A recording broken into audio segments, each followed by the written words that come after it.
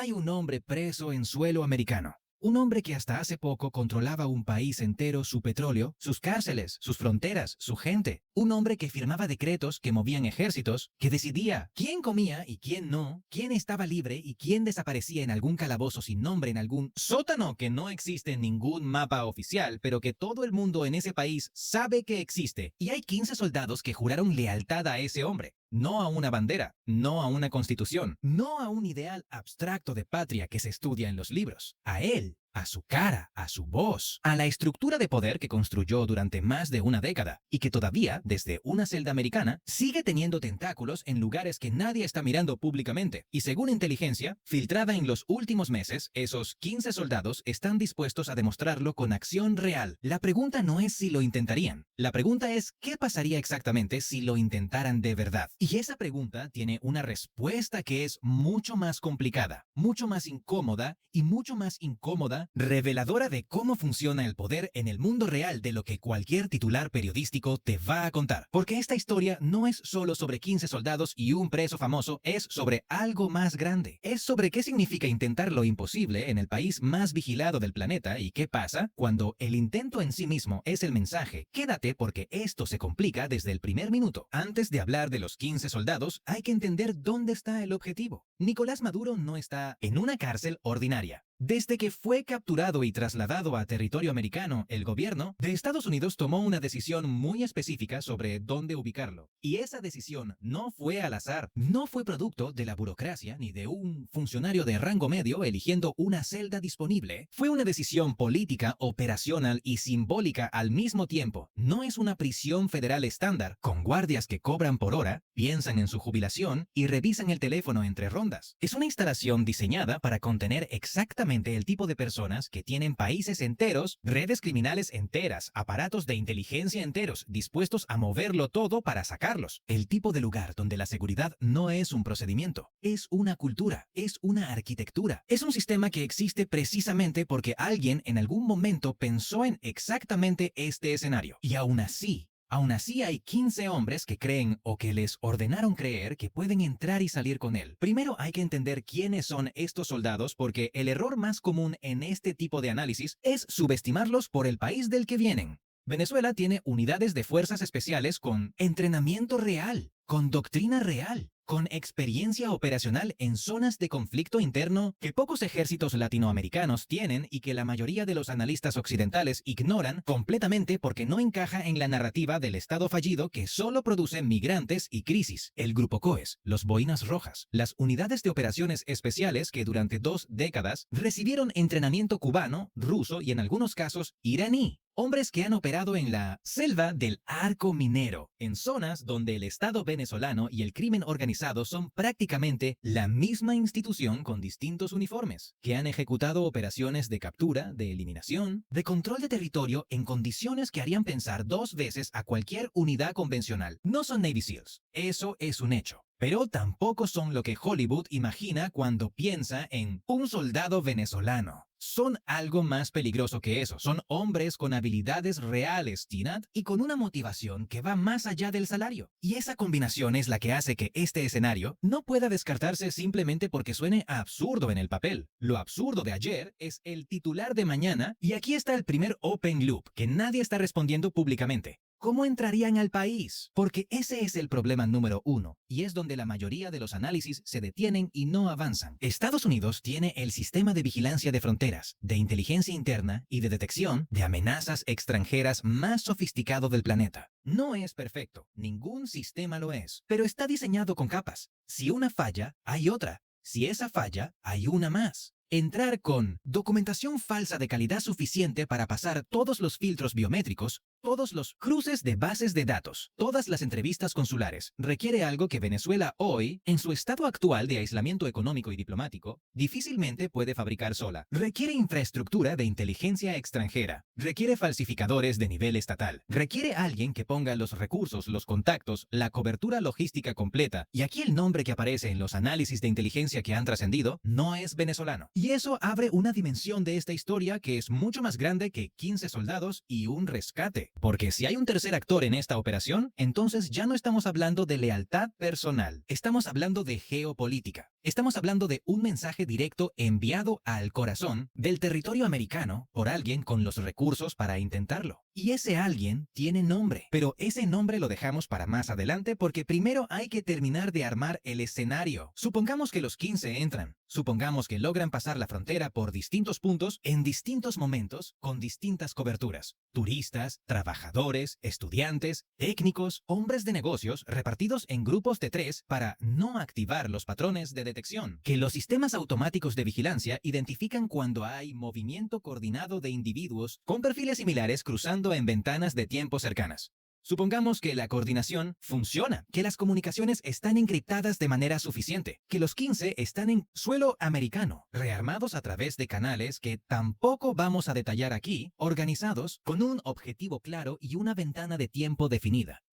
¿Qué sigue? La instalación donde está Maduro no es un punto en el mapa que puedas ubicar en una búsqueda pública. La ubicación exacta no está confirmada en ningún documento accesible. Y eso no es descuido, no es burocracia lenta. Es una decisión operacional deliberada, parte del protocolo de seguridad para exactamente este tipo de objetivo. El gobierno americano aprendió algo hace mucho tiempo. La mejor protección no es el muro más alto, sino la incertidumbre más profunda. Si no sabes dónde está el hombre, no puedes planear cómo llegar a él. Y si no puedes planear con precisión, cualquier intento es suicida. Para llegar al objetivo, primero necesitas saber dónde está el objetivo, no dónde estuvo la semana pasada, no dónde estará según una fuente que tiene 3 meses de antigüedad. ¿Dónde está en el momento exacto en que tu equipo se mueve? ¿Dónde estará en las 2 horas siguientes? ¿Qué cambios de turno hay? ¿Qué protocolos se activan si algo sale del parámetro normal? Eso requiere inteligencia en tiempo real dentro de los Estados Unidos, lo cual nos lleva al problema que nadie quiere decir en voz alta, pero que está en el centro de todo este análisis. Para que una operación así tenga alguna probabilidad real de funcionar, Venezuela no puede estar actuando sola. No tiene los recursos, no tiene el alcance, no tiene la red. Necesita ojos adentro. Necesita alguien que haya penetrado o que tenga acceso sostenido a información sobre movimientos internos de una instalación federal americana de máxima seguridad. Eso no se compra en un mercado negro de inteligencia con criptomonedas y un intermediario en Dubái. Eso requiere años de trabajo. Requiere un aparato de inteligencia con capacidad de operar en territorio continental estadounidense de manera sostenida, paciente y sin dejar rastros que activen las alertas del contrainteligencia americano, que es posiblemente la operación de contrainteligencia más agresiva del mundo en su propio territorio. ¿Qué países tienen esa capacidad operacional en suelo americano y además tienen razones concretas, estratégicas, ideológicas o económicas para querer a Nicolás Maduro libre y fuera del alcance de la justicia americana? La lista no es larga y los nombres en esa lista no son pequeños. Ahí se abre un agujero en esta historia que todavía no tiene respuesta oficial confirmada. Y ese agujero es exactamente lo que hace que esta operación hipotética deje de ser hipotética y empiece a parecerse peligrosamente a algo que alguien en algún lugar podría estar evaluando. Ahora el escenario táctico, porque hay que aterrizarlo. Hay que ver qué pasa exactamente cuando esos 15 hombres se mueven hacia el objetivo. Supongamos que tienen la ubicación. Supongamos que tienen la ventana. Supongamos que la inteligencia es suficientemente buena para darles una imagen clara de lo que van a encontrar. 15 operadores moviéndose hacia una instalación federal en suelo americano se enfrentan a algo cualitativamente diferente a cualquier misión que hayan ejecutado en Venezuela, en Cuba, en cualquier lugar donde hayan operado antes. No estás en Caracas donde puedes comprar una ruta libre con una llamada al contacto correcto. No estás en la selva del sur donde el Estado tiene presencia esporádica y la oscuridad es tu aliada. Estás en un país donde cada cámara en cada esquina de cada ciudad importante está conectada a una red de vigilancia que procesa imágenes en tiempo real, donde cada llamada de emergencia tiene respuesta garantizada en minutos contados, donde la reacción ante una amenaza activa a instalaciones federales no es un equipo de guardias que sube al piso de arriba. Es una cascada de respuesta institucional que incluye servicio de alguaciles, FBI, posiblemente elementos de respuesta táctica militar y una coordinación entre agencias que lleva décadas siendo afinada para exactamente este tipo de escenario. El tiempo de reacción americano ante una amenaza directa a una instalación federal federal de alta seguridad se mide en minutos. Minutos reales. No los minutos de una burocracia lenta respondiendo a algo inesperado. Los minutos de un sistema que ya tiene el protocolo listo, el equipo listo, la cadena de mando activa esperando exactamente este tipo de activación. ¿Cuánto tiempo necesitan 15 hombres? Para entrar a una instalación de ese nivel, localizar al objetivo, neutralizar la seguridad interna, extraerlo físicamente y moverse hacia un punto de salida viable en territorio americano. Más minutos de los que ese sistema de respuesta les va a dar, y eso asumiendo que todo sale perfectamente en las primeras fases, que nadie comete un error, que ningún guardia reacciona antes de lo esperado, que ningún sistema de alarma tiene un redundante que no estaba en el plano. En operaciones reales, en el mundo real, las cosas nunca salen perfectamente en todas las fases. Nunca. Y un solo error en este escenario no significa misión fallida.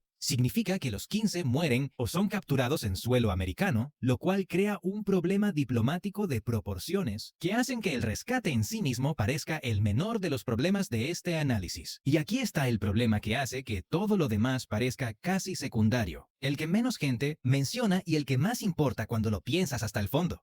¿A dónde van después? Supongamos el escenario más optimista posible. Los 15 entran. La inteligencia es correcta. La operación táctica funciona.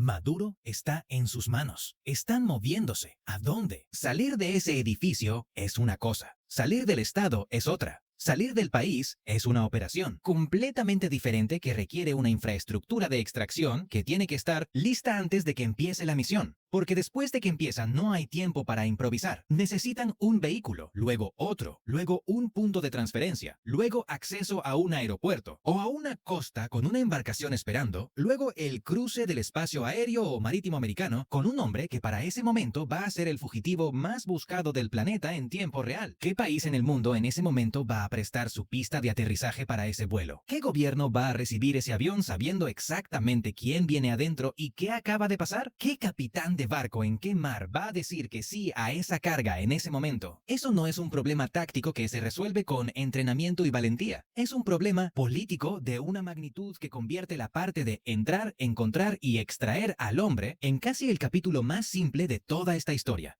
La extracción exitosa requiere que al menos un Estado soberano esté dispuesto a asumir las consecuencias diplomáticas, económicas y posiblemente militares de haber sido el destino de esa operación. Y las consecuencias de asumir ese rol frente a Estados Unidos en el mundo actual no son menores. No son sanciones simbólicas. Son el tipo de consecuencias que reconfiguran alianzas, cierran mercados y ponen nombres en listas que no tienen fecha de vencimiento. La respuesta honesta, la que el escenario admite si lo evalúas sin emoción, sin romantismo, sin la narrativa del heroísmo de los que van a rescatar al líder, es esta. 15 soldados venezolanos no pueden rescatar a Nicolás Maduro de suelo americano. No porque no sean capaces individualmente, no porque les falte valentía o entrenamiento, sino porque la operación en su totalidad requiere una infraestructura de inteligencia, una capacidad logística, una red diplomática activa y unos recursos financieros y tecnológicos que ningún actor en el mundo va a poner sobre la mesa de manera abierta por este objetivo específico en este momento específico. El costo de intentarlo y fallar es catastrófico para quien lo intenta. El costo de intentarlo y tener éxito es potencialmente igual de catastrófico para quien lo logra.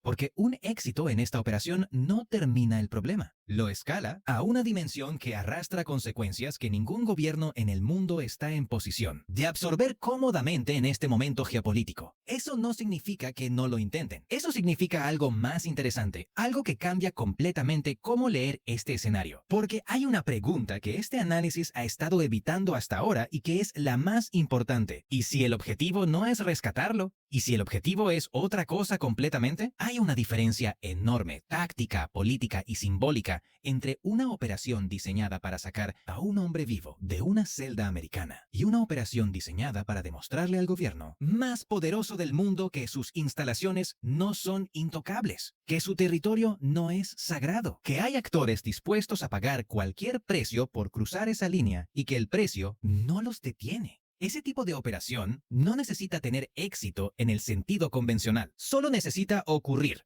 Solo necesita llegar suficientemente lejos para que las imágenes existan, para que el intento quede registrado, para que el mensaje llegue con suficiente claridad. Y ese tipo de operación, la que está diseñada para mandar un mensaje más que para lograr un objetivo táctico, es infinitamente más probable, infinitamente más peligrosa en sus implicaciones y infinitamente más difícil de anticipar y neutralizar que una operación de rescate convencional, porque sus métricas de éxito son completamente distintas. Y si alguien está evaluando esto ahora mismo, en algún lugar que no está en ningún mapa que puedas consultar públicamente, esa distinción es exactamente la diferencia entre algo que se descarta como imposible y algo que se ejecuta. Lo más perturbador de toda esta historia no es si los 15 soldados podrían lograrlo o no. Lo más perturbador es que alguien los está mandando de todas formas. Y que el hombre que los manda entiende algo que la mayoría de los analistas no están diciendo en voz alta todavía, que en ciertos tableros geopolíticos